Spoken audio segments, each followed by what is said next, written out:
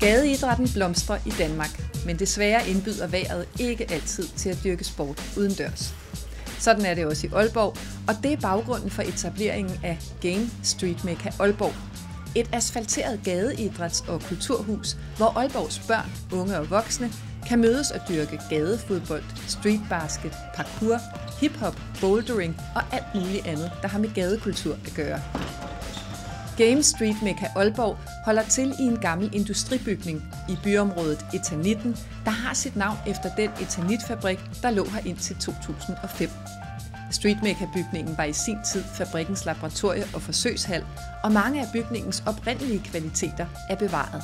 Udover selve betonbygningen er de gamle ventilationsrør blevet genbrugt som plantekasser, de gamle vaske fra laboratoriets omklædningsrum er omdannet til nye vandposter, og døre fra laboratoriefløjen er lavet til møbler og vægge. Transformationen af laboratoriebygningen er et eksempel på, hvordan man på respektfuld vis bevarer en bydels historiske fortid, samtidig med, at man giver plads til nye idéer, funktioner og fællesskaber.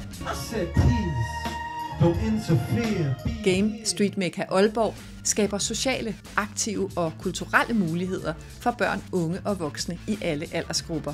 Hvad der før var en tom industribygning, er nu en levende aktivitetshal.